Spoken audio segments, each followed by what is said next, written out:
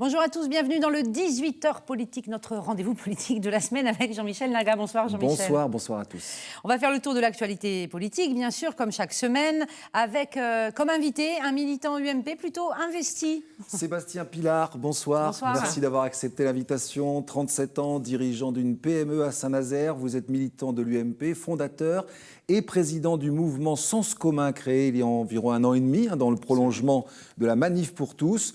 L'objectif est en fait de promouvoir vos idées au sein de l'UMP avec les élections régionales en ligne de mire. On va en parler bien sûr. Mais on commence, comme chaque semaine, par l'actu politique de la semaine. Bien sûr, et on va commencer par une actualité qui a fait couler beaucoup d'encre. C'est la présidence de la CEMIN, la Société d'économie mixte, qui préside et qui gère le MIN, le marché d'intérêt national. Exactement, confié donc à Pascal Bollot, une décision de Johanna Rolland contestée au sein même de la majorité socialiste par Gérard Allard, parce qu'il s'estimait plus légitime à ce poste en tant que maire de Rezé et vice-président de Nantes Métropole en charge du développement économique. L'opposition, elle, crie au déni de démocratie.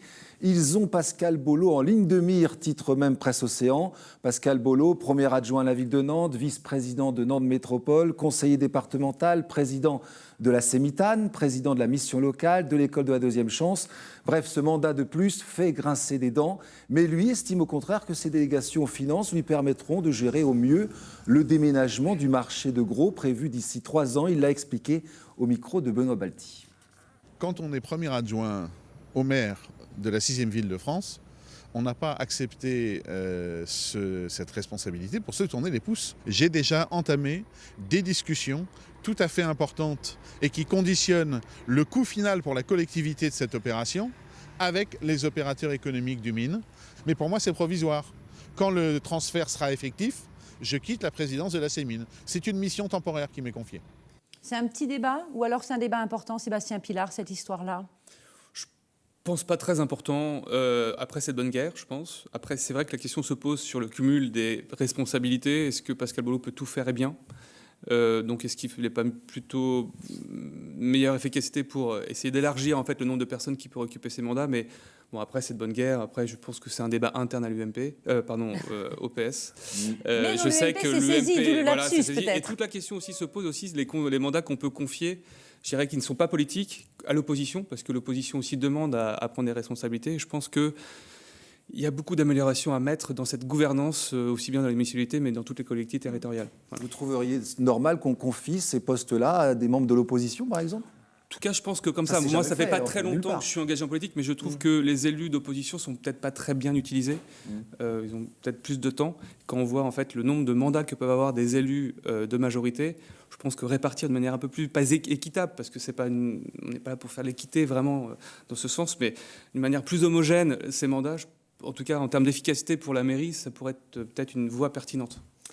On continue notre tour de l'actu en bref avec la nomination de Jean-Marc Ayrault comme maire honoraire de Nantes. Oui, la cérémonie s'est déroulée lundi soir à l'hôtel de ville devant une foule d'élus qui ont rendu hommage à l'ancien maire de Nantes et ancien Premier ministre, très actif ces dernières semaines pour la préparation du Congrès socialiste. Vous savez que les militants sont d'ailleurs appelés ce soir à choisir leur motion majoritaire. Lui-même se réjouit sur Twitter du rassemblement autour de Jean-Christophe Cambadélis avec Martine Aubry et beaucoup d'autres pour faire réussir la gauche. La députée Marie-Françoise Clergeau le rejoint et annonce qu'elle votera aussi pour la motion A. Le conseiller régional Alain Gralpoix votera la motion B pour infléchir, dit-il, la politique du gouvernement, réussir le quinquennat, redonner vie au PS et pour l'unité de la gauche. Pour le conseiller municipal nantais, enfin, Benjamin Mauduit, ce sera définitivement la motion D. Le résultat du vote sera connu dans la soirée. Et puis, l'actualité du jour, c'est également l'union UMP-UDI qui se confirme. On en sait beaucoup plus aujourd'hui, et là, on parle des régionales. Exactement. Les deux chefs de file ont tenu un point presse commun en fin d'après-midi à Nantes. Bruno Retailleau, donc pour l'UMP, qui mènera la liste globale régionale, et Yannick Favennec pour l'UDI. La droite et le centre sont donc en ordre de marche pour les élections de décembre. C'était une actualité qui était particulièrement attendue par les militants et par vous-même aussi, sans doute. C'est un signe fort, ça. Je pense que vous l'avez dit, c'est un ordre de marche. Donc ça, c'est vraiment le principal enseignement. Je pense que maintenant, concentrons-nous sur ce qui intéresse vraiment les Ligériens, c'est les idées, le débat, et pour donner une cohérence, une ambition à la région. Voilà. Et je pense qu'aujourd'hui, il y avait quand même un certain nombre d'interrogations. Maintenant, tout est bien en place et on peut se concentrer sur le fond. En tout cas, moi, c'est ce que je fais depuis quelques semaines avec Bruno Retailleau, c'est le programme, les idées pour pouvoir améliorer cette compétitivité, cette ambition pour la région qui est tant attendue par les Ligériens, par les entreprises, parce qu'on sait que la région aujourd'hui a une énorme compétence sur le domaine économique. L'union, elle était nécessaire, on le sait, pour l'UMP et pour l'UDI. En revanche, on sait bien que les deux formations sont différentes, ne partagent pas toutes les mêmes idées.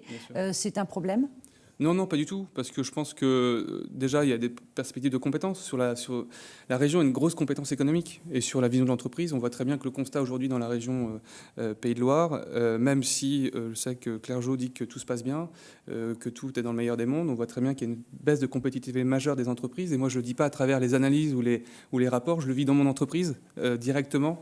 Tous les jours, on voit très bien qu'on a des marges qui baissent, on retarde des investissements pour justement essayer d'esquiver cette mauvaise passe, mais qui dure trop longtemps. Et je pense qu'aujourd'hui, autant les Pays de Loire ont passé le cap de 2008 d'une manière assez neutre, aujourd'hui on est en train de le payer, et je pense qu'on est on est dans l'obligation, vis-à-vis de ces entreprises et du monde économique, de redonner une nouvelle ambition, une nouvelle dynamique. Et je pense que Bruno Retailleau est la bonne personne pour enclencher cette dynamique. Vous êtes bien en campagne, ça confirme. Oui, effectivement.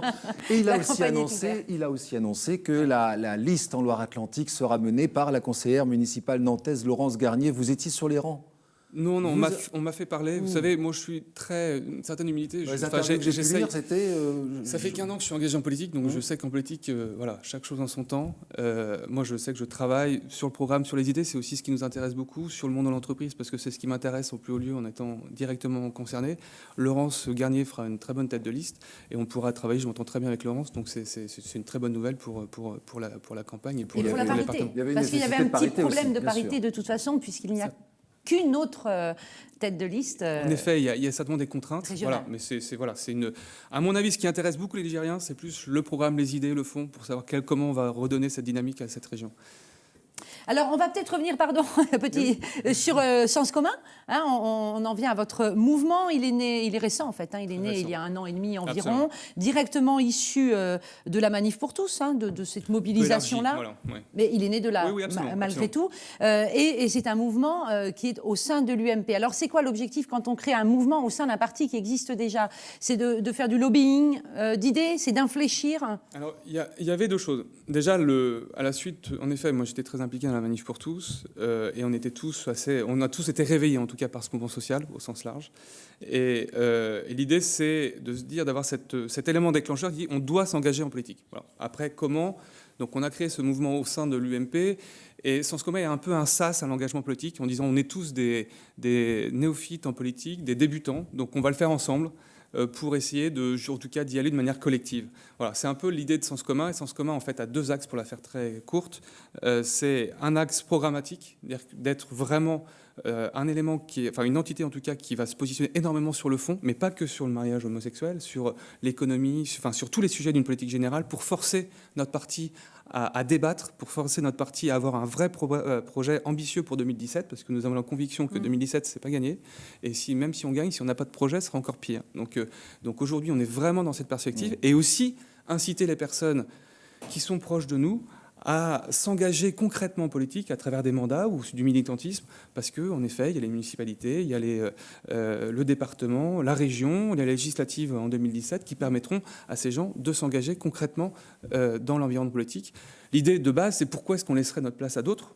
On n'est pas plus idiot que les autres pour s'engager en politique. Voilà, c'est un peu... Mais alors, il y a effectivement peut-être beaucoup d'idées sur différents domaines, mais le point précis de départ de votre mouvement, c'est quand même l'opposition au mariage pour tous, l'opposition à l'adoption pour les couples homosexuels, la GPA, la PMA, enfin...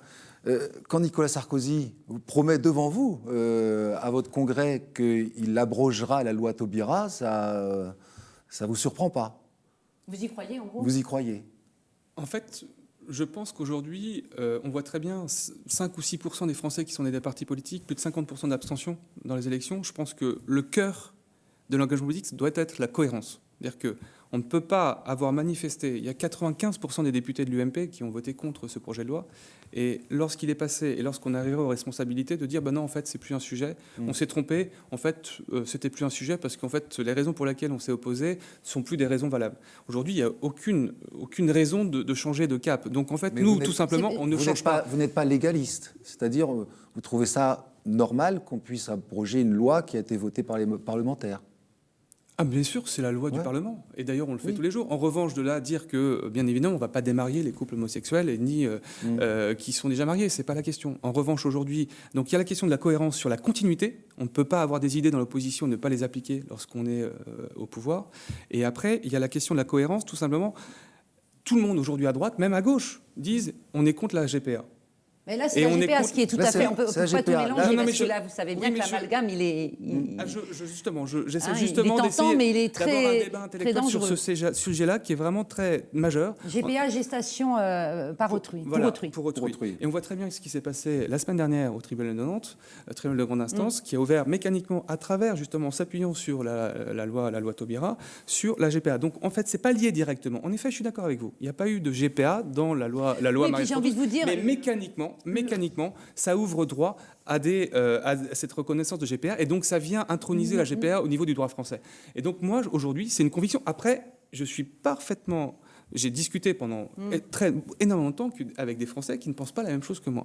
Mais même au sein de l'UMP, si vous permettez, l'UMP n'a pas été unanime, ne s'est pas exprimé d'une seule voix, et on ne parle pas de la GPA, mais on parle du mariage homosexuel, puisque la loi a autorisé effectivement le mariage entre les personnes homosexuelles, donc de même sexe. Depuis, la société ne s'est pas écroulée, et on a entendu beaucoup de personnes de votre camp se prononcer favorable à cette loi. Moi, je prends juste quelque chose de factuel, parce que quand on dit des personnes importante, qui sait, voilà, en tout cas ce que je prends comme facteur important, c'est le nombre de députés qui ont voté contre, et l'UMP, et c'est ce qui a fait notre choix d'ailleurs de s'ancrer à l'UMP Sens commun.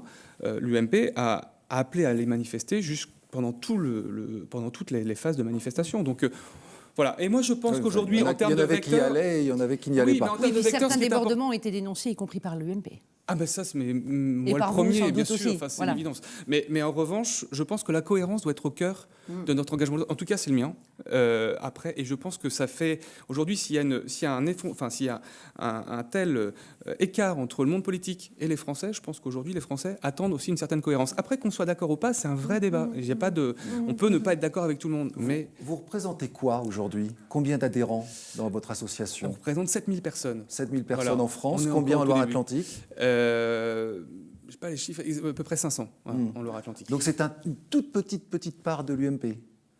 Comment vous allez faire comment on fait pour peser en étant 7000 adhérents sur à peu près 200 000 à l'UMP, c'est une toute petite part. Non mais après, oui, voilà, au niveau national, on est encore au début, mais vous savez, comme vous l'avez dit, on est un jeune mouvement, on s'est lancé en 2013. Il y a un déploiement sur le territoire qui se fait au fil de l'eau. Maintenant, on a une couverture nationale, ce qui met du temps avant de se développer. Et dans le Loire-Atlantique, par exemple, où on est un mouvement, on s'est développé un peu plus tôt que les autres, parce que étant présent en Loire-Atlantique, on commence à avoir des ratios qui sont intéressants en termes de nombre d'adhérents. 500 personnes en Loire-Atlantique, c'est pas sur, je crois, 2000 personnes en Loire-Atlantique d'adhérents de l'UMP, c'est pas anodin, voilà. Et même plus largement que ça, c'est que nous, on veut susciter une idée, un débat. Et j'ai la conviction que, au-delà du mariage pour tous, que nos convictions, nos valeurs sur l'économie réelle, redonner l'économie aux PME, c'est vraiment le poumon de l'économie, les PME, sur l'identité, sur le débat culturel. Ce sont les autres idées qu'on n'entend pas beaucoup. Parce que finalement, votre fer de lance, c'est vraiment... non, mais après, il est vrai qu'on a une ADN. Non, bien sûr. À droite, même pas que à droite, d'ailleurs, le discours de se réappuyer sur les PME, de leur redonner confiance et de les soutenir, c'est pas nouveau. Ah non, on est bien d'accord. Mais vous savez, on n'a pas l'ambition de réinventer des choses absolument incroyables. J'ai juste remettre les choses à leur place, et puis aussi de se reconnecter avec le réel. Et le réel, c'est quand même un peu les militants. Dire qu'aujourd'hui, il y a une soif de débat, en tout cas chez les militants. Nous, on le voit bien, on lance des ateliers de formation parce qu'on a pris aussi conscience que être contre la loi Taubira, ça ne faisait pas une politique générale. Et donc, on devait former nos adhérents sur ce que c'est qu'une réforme de l'État, ce que c'est qu'un budget de l'État, ce que c'est qu'une économie. Et aujourd'hui, les militants de l'UMP attendent énormément de nous qu'on remette le débat chez les militants. Est-ce que votre singularité, finalement, en dehors du fait que vous êtes issu de la Manif pour tous, ce n'est pas votre profil, c'est-à-dire des gens de la société civile qui n'avaient pas d'expérience d'élu, qui ne faisaient pas de politique et qui se lancent, souvent plutôt jeunes, et qui se lancent en politique. C'est peut-être ça, la singularité de Sens commun. Et c'est peut-être ça que l'UMP voit d'un bon œil en se disant tiens, ça fait du renouveau. Ça fait du bien, peut-être, pour le parti. Vous avez raison. Enfin, je pense que c'est vraiment important. Moi, j'avais jamais pris ma carte à l'UMP. J'ai prise fin 2013, fin 2014, au moment de lancement du Sens commun. Et je pense qu'on a tous eu une expérience de vie complètement à l'extérieur du champ politique. C'est-à-dire que moi, je me suis construit dans l'entreprise, à travers mes études dans l'entreprise. Et aujourd'hui, je pense que avec les chefs d'entreprise, notamment quand on voit avec les chefs d'entreprise de la région, on sent bien qu'il y a une soif de reconnecter, par exemple sur l'économie, reconnecter l'économie avec le réel, avec la réalité du terrain. Et quand je vous disais que l'économie va mal, je ne dis pas à travers des synthèses ou des rapports ou des experts qui viendraient me montrer que, non, je le vis concrètement, directement. Donc aujourd'hui, vos ambitions, très clairement, puisqu'on arrive déjà à la fin de cette émission, c'est d'avoir des élus. Parce qu'un parti, pour exister, il faut avoir des élus. Vous aviez 2 candidats au départemental en Loire-Atlantique, aucun n'a été élu. Le prochain objectif, c'est les régionales. Bruno Retailleau est en liaison avec vous. Il va vous laisser des places sur la liste. Oui, c'est ça l'enjeu sur les scrutins de liste. En tout cas, c'est notre ambition, c'est très clair. Après, l'objectif, pour moi, là, je travaille sur le programme. Voilà. Et pour moi, le programme, c'est vraiment le nerf de la guerre, parce qu'arriver à une élection sans idée et sans programme ambitieux... Après, on joue sur des négociations, il nous reste 20 secondes. Donc, en gros, est-ce que... Voilà, ça discute bien avec Bruno Retailleau. Mais Bruno Retailleau a été très proche de nous depuis le début, donc on n'avait pas besoin des régionales pour discuter avec Bruno Retailleau, mais en effet, on est en confiance avec Bruno Retailleau, il n'y a pas de sujet. Merci à vous, en tout cas, Sébastien Pilard, d'être venu nous présenter Sens commun, un jeune mouvement. Voilà, c'est l'occasion dans Instituteurs de politique de découvrir, en dehors des partis traditionnels, des mouvements en interne à ces partis qui essayent de faire bouger les lignes. Puis ça fait des nouvelles têtes. Merci à vous, merci Jean-Michel, à la prochaine fois.